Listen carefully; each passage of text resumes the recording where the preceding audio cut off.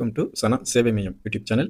நம்ம சேனலில் தற்போது என்ன செய்தி பார்க்க போகிறோம்னா, புதுடெல்லியில் இருக்கக்கூடிய எய்ம்ஸ் மருத்துவமனையில் வேலைவாய்ப்பு அறிவிப்பு கொடுத்துருக்காங்க. அது தொடர்பான செய்தியை தான் பார்க்க போகிறோம். அதுக்கு முன்னாடி நம்ம சேனலில் சப்ஸ்கிரைப் பண்ணாதவங்க சப்ஸ்கிரைப் பண்ணிக்கங்க.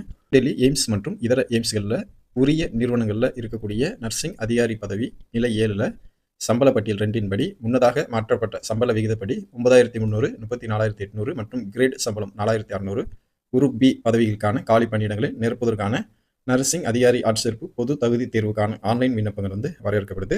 இது எய்ம்ஸின் இணையதளத்தில் www.aimsexams.ac.in இந்த வெப்சைட்டில் நீங்கள் அப்ளை பண்ணிக்கணும். இதற்கு அப்ளை பண்ணுவதற்கான நாள் 22/7/2025 முதல் 11/8/2025 வரை நீங்கள் இதில் இந்த ஆன்லைனில் அப்ளை பண்ணிக்கலாம். இதற்கான அத்தியாவசியமான கல்வி தகுதி என்ன அப்படின்னா, இந்திய நர்சிங் கவுன்சில், மாநில நர்சிங் கவுன்சிலால் அங்கீகரிக்கப்பட்ட நிறுவனம் அல்லது பல்கலைக்கழகத்தில் BSc honours nursing, BSc nursing படிப்பு படிச்சிருக்கணும். அல்லது இந்திய நர்சிங் கவுன்சில், மாநில நர்சிங் கவுன்சிலால் அங்கீகரிக்கப்பட்ட நிறுவனம் அல்லது பல்கலைக்கழகத்தில் பிஎஸ்சி போஸ்ட் சர்டிஃபிகேட் போஸ்ட் பேசிக் பிஎஸ்சி நர்சிங் படிப்பு படிச்சிருக்கணும். மாநில அல்லது இந்திய நர்சிங் கவுன்சிலில் நர்ஸாக பதிவு செஞ்சுருக்கணும்.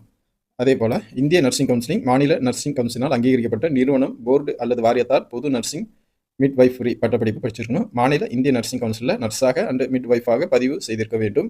குறைஞ்சபட்சம் 50 படுக்கைகள் கொண்ட மருத்துவமனையில் மேற்குறிப்பிட்ட கல்வி தகுதியுடையவர்கள் 2 ஆண்டு காலம் அனுபவம் பெற்றிருப்பது அவசியம் அப்படின்னு சொல்லியிருக்காங்க.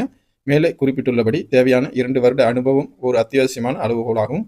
அது செல்லுபடியாகும் வகையில் அத்தியாவசிய தகுதியை பெற்ற பிறகு, கல்வியின் நேரடி பயிற்சியை முடித்த பிறகு, தேர்வின் முடிவு அறிவிக்கப்பட்ட பிறகு இந்திய நர்சிங் கவுன்சில் மற்றும் மாநில நர்சிங் கவுன்சிலில் பதிவு செய்திருக்கணும் அப்படின்னு சொல்லியிருக்காங்க. வயது வரம்பை பொறுத்தளவில் 18 வயசுலேருந்து 30 வயதுக்கு இடைப்பட்டவர்கள் இந்த வேலைக்கு அப்ளை பண்ணிக்கலாம். வயது தளர்வு விவரங்கள். வயது தளர்வுக்கான பொது நிபந்தனைகள் உரிய நிறுவனத்தின் மருத்துவமனையின் ஆட்சேர்ப்புக்கான விதிகளின் வயது தளர்வுகளை பொறுத்தது. விண்ணப்ப படிவம் முடிவடையும் கடைசி நாளில் அனைத்து வயதும் கணக்கிடப்படும் அப்படின்னு சொல்லியிருக்காங்க. இந்த வேலைக்கு அப்ளை பண்ணணும்னா இதற்கான விண்ணப்ப கட்டணம் பொது ஓபிசி விண்ணப்பதாரர்கள் 3000 ரூபா செலுத்தணும். எஸ்சி எஸ்டி விண்ணப்பதாரர்கள் 2400 ரூபா செலுத்தணும். மாற்றுத்திறனாளிக்கு விலக்கு அளிக்கப்பட்டிருக்கு. விண்ணப்பதாரர்கள் பரிந்துரைக்கப்பட்ட விண்ணப்ப கட்டணத்தை debit card, credit card, net banking மூலம் செலுத்தலாம்.